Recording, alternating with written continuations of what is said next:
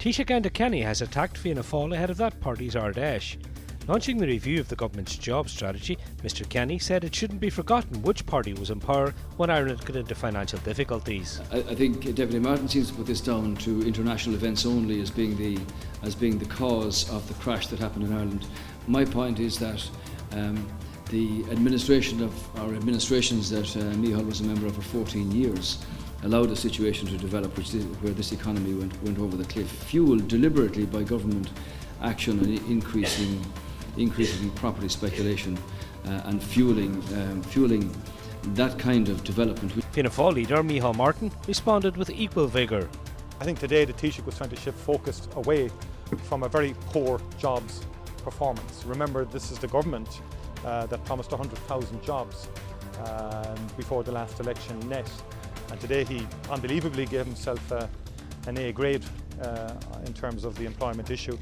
Unfortunately, I think there are many families across the country that perhaps would not support the A grade. Representatives of the International Troika are in Dublin to carry out their quarterly review of Ireland's progress in the bailout programme.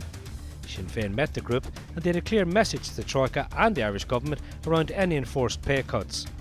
What they have said to us is that it is the government that have proposed that it's the 300 million that comes from payroll. It's not them that dictate it.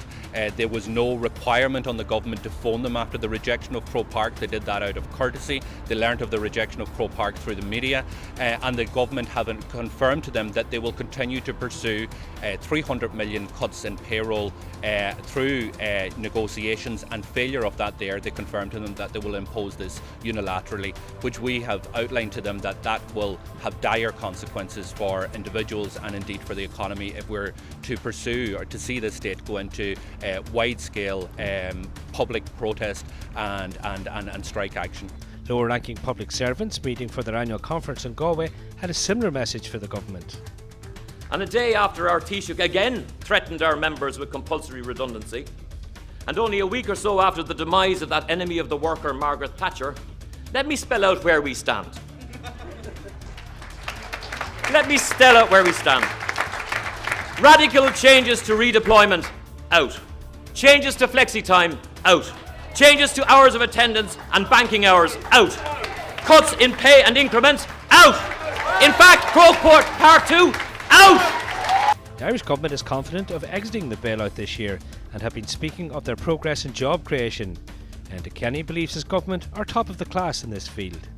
I would say it shows diligence to duty, it shows working exceptionally hard here, it shows no signs of fatigue, a high level of optimism, enthusiasm and confidence, and shows distinct signs of serious potential in the time ahead, and I would give it a good solid A. In sport, the Leinster rugby team had a captain's run on the pitch at the RDS in Dublin ahead of Saturday's Amlin Cup semi-final against Biarritz. Captain Leo Cullen will be leading the team with both Ian Madigan and Jonathan Sexton starting.